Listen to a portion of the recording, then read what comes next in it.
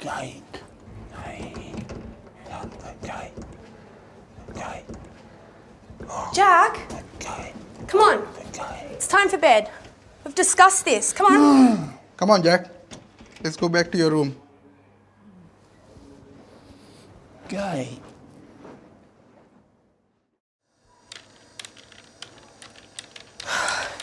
They have to do something about Jack. This is happening night after night.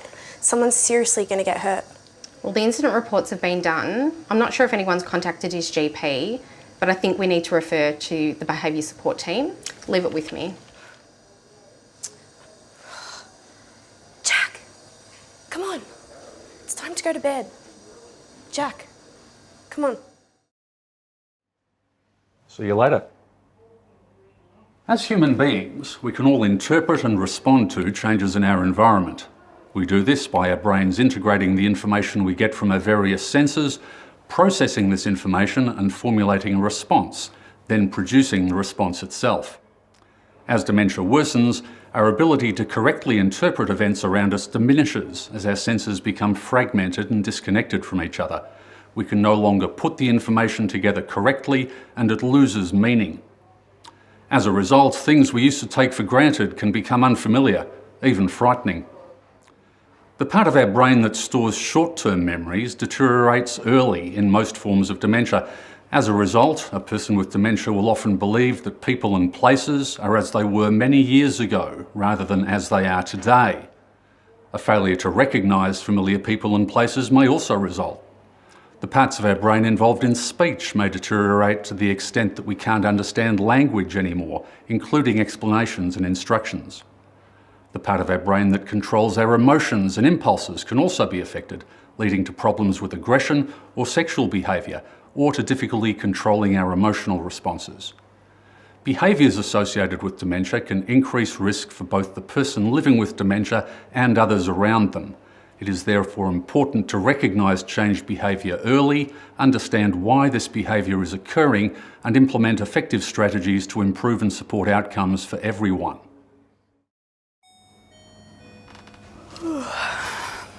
Long night? Sure has been. And now we come to Jack. He was up again last night trying to open doors. We tried and redirect him back to his bed, but he just seems to be agitated more. This keeps happening every night and he's just getting angrier. Even last night he was shouting and hitting out at us, and it's in his behaviour chart and we filled in an incident report. Okay. Do we know why he's doing this? He's clearly wanting to leave the place. Maybe wanting to go home? Look, there must be a reason why this is happening. What I'd like us to do is to keep up with the behaviour chart, but I'd like staff to really note exactly what's happening, when it happens, where it happens, and what the impact is on Jack and on the staff. I'd really like to start using the cause problem-solving approach to get us to try and get to the bottom of what the triggers are for Jack's behaviour. I'll follow up on it this afternoon, but Chris, if we can get together later this afternoon, maybe with the afternoon staff, and see if we can do a little bit of brainstorming, particularly the staff that know Jack well. Yeah, okay. We'll do that. CAUSED is an easy-to-remember acronym that assists family carers and healthcare workers to look beyond the presenting behaviours that people with dementia sometimes have.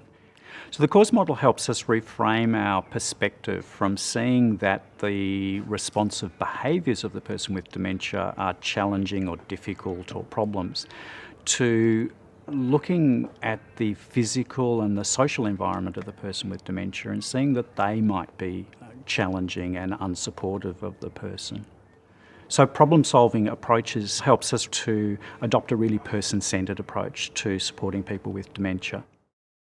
There's a practical way to help carers identify potential causes of changed behaviour in people with dementia. Think caused. Communication, activity, unwell or unmet needs, story, environment, and dementia. Let's take a closer look.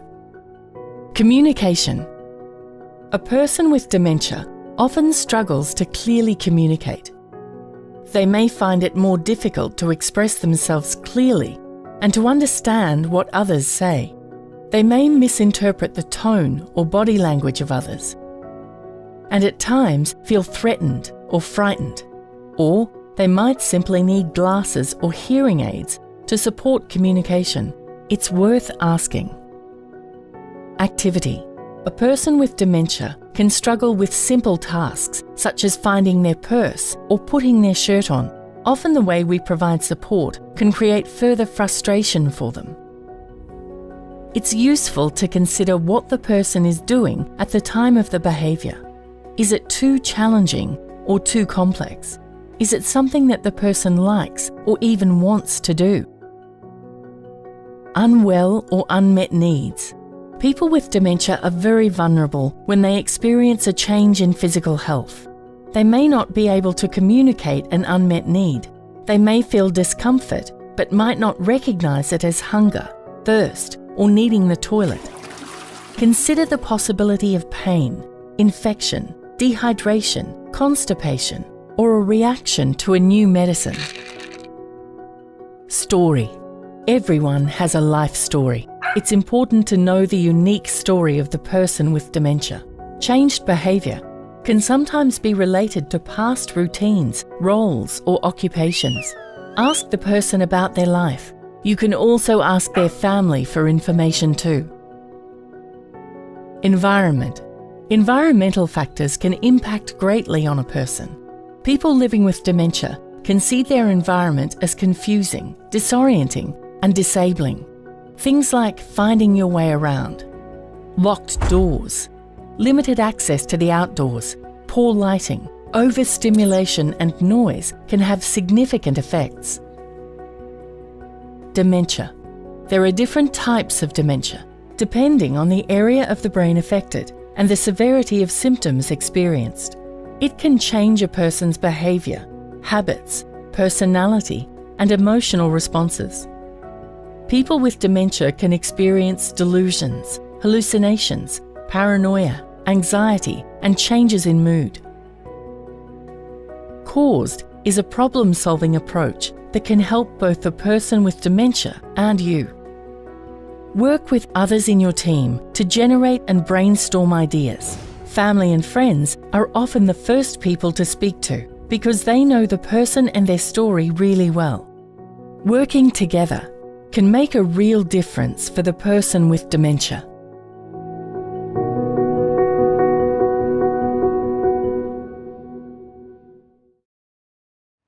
Working as a team through the caused model can make a real difference for the person with dementia and others. Think about how we communicate to the person with dementia and adjust what we do to help the person to understand. Listening to the emotion behind what the person is saying can help interpret meaning. In my work, I often see patients with dementia who are experiencing pain that is not effectively managed. Think about how something like a mild headache can affect your own ability to think and concentrate. Now imagine how a similar or more severe pain might affect a person who already has difficulties thinking and concentrating, and how upset you'd be if you couldn't communicate this to those around you. So assessing and managing pain is essential. Dementia Support Australia is here to support people living with dementia when behaviours are distressing for them and those around them. However, prevention and early intervention is the key. It is better to avoid catastrophic behaviour and reduce the risk for everyone involved.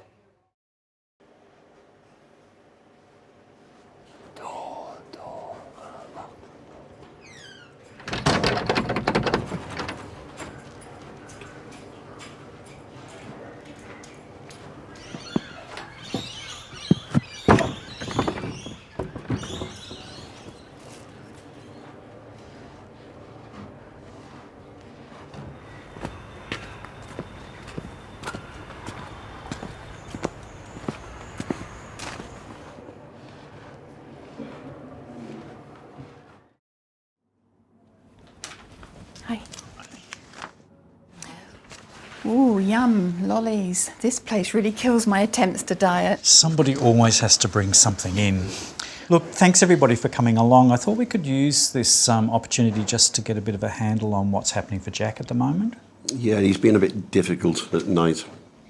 Look, I think Jack is just trying to tell us something that we don't understand yet. So if we use the problem-solving model, that will give us some clues. He's certainly not doing this during the day. Okay. Well, look, let's work through each potential cause or trigger and start with communication. Mary, does Jack wear hearing aids or glasses? Yeah, he wears both hearing aids and glasses, and I think he hears better out of his left ear. And he probably takes them out at night when he goes to bed, like before he goes to bed. That's a good point. Thanks, Mary. Yeah, Jack really has limited communication now, so he struggles in a group to keep up, so his hearing could be an issue. That's a good point. You can have short, simple conversations, but anything more complex, he loses track. Yeah, because I find that if I give him instructions, I break them down, and it usually helps. And do we know what he's saying when he's upset with staff? Look, yeah, it says here, the gate. Oh, okay. Well, let's move on to activity. What's happening around the time that the behaviour commences? Yeah, well, it always is around the same time of night, 10:30ish. So he has the same routine for bed every night. He's in bed by 7:30, TV's on, then lights out at 8:30. Any unmet needs, or is he unwell? Look, there's no changes in his OBS, his blood pressure is okay, his urinalysis is clear, and his bowels are fine. What about pain? Well, it says in his notes that he's been complaining of pain in his left hand for the last couple of weeks. And the doctor's notes suggest that he's had a flare-up of his gout in that hand. Look, his medication chart shows a change in pain meds on Friday, but this one for gout takes a few days to kick in, and I know gout's painful, so it could actually stopping him from sleeping well, so I think we should do a pain assessment. Okay, good thinking. What about unmet needs? Well, he's always settled when I've left him, and I make sure he's been to the loo, and I give him a cuppa at about 8 p.m. His wife usually visits every couple of days though, and she's been sick in hospital, so he could be missing her. It could be an issue. Yeah, definitely. Yeah. Okay, can anybody tell me more about his story? What's his background? Yeah, sure. He grew up on a farm. Okay. And always lived on a country property, a carpenter by trade, married with 2 children, 4 grandkids. His hobbies always involved the outdoors, and he was always in his shed, building furniture, preparing things. Always spent time doing the books after work in the evening, so this is interesting. Jack's evening routine. He always put the dogs away at night and checked the gates and locked the sheds. Yes, that is interesting. And Jack's wife has also told me that he hates being bossed around and being told what to do. Okay, let's look at the environment then. We know this is happening at night, and I know the lights in the corridor are dimmed at night, and there are an awful lot of doors down that corridor to open and close. Yeah, the exit sign shines pretty brightly, and the glass door, he can see through into the garden, but the door's locked day and night. Look, I think we're really starting to get somewhere. Maybe we could just finish by having a look at Jack's diagnosis. I noticed in his notes that he was diagnosed with Alzheimer's disease about 6 years ago, and he doesn't really understand where he is, and it looks like he's having a bit of difficulty understanding why people are telling him what to do as well. He often thinks he's at home on the farm, so I try and give him activities that are around those sort of things, which are his strengths. So taking him down to the men's shed is something that he enjoys, so I try and do that. Yeah, his recent memory is not great, but he remembers a lot of things from the past. He needs some prompting for his ADLs, but once he gets started, he's pretty good. Look, great job, team. I think we're really starting to cover a bit of ground here and getting a bit of an understanding of what's going on for Jack. Thanks. We just had a meeting about Jack, and we used the cause model for the first time, and I hadn't used that process before. Hadn't been involved in something like that before, so that was different. It was good. It was good to come together as a team because we got to bounce some thoughts around, what we've seen about Jack and how he's acting at night. And I think it was a good opportunity to be able to speak up and give a bit of information about what I know about Jack. Even though I don't feel like we've got a solution right now, we've got a starting point. That's good.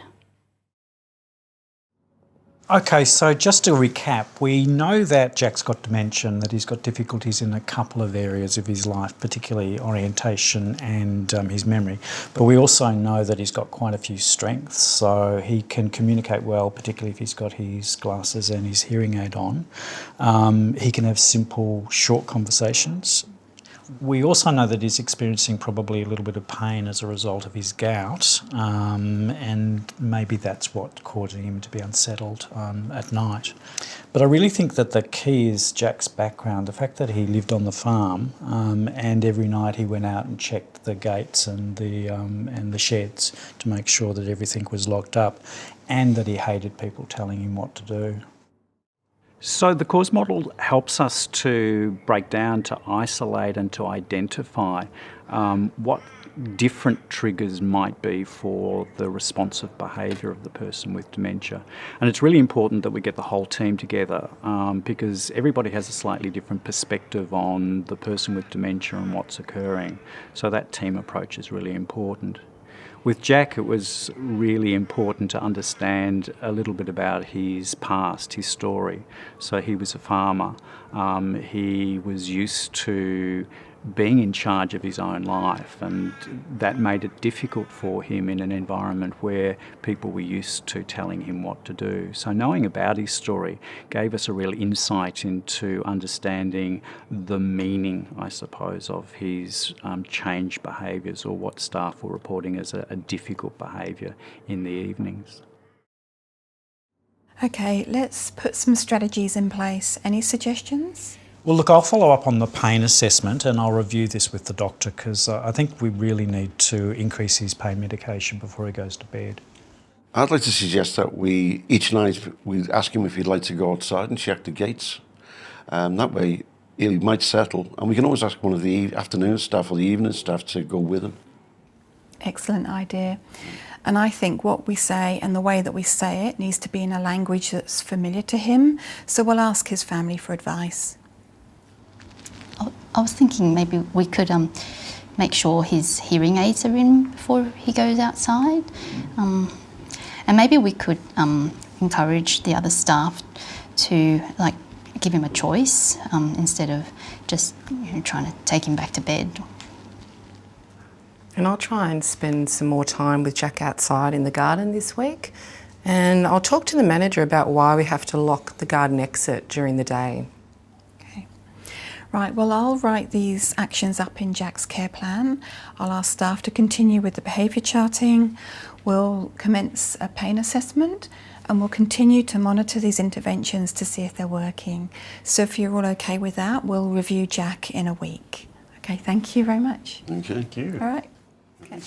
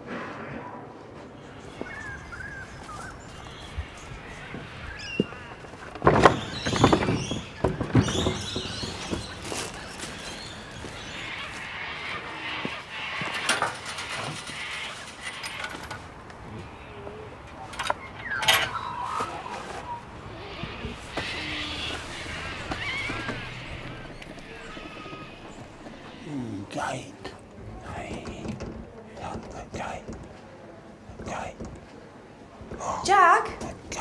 Come on. time for bed. We've discussed this. Come on. Come on, Jack. Let's go back to your room. Guy.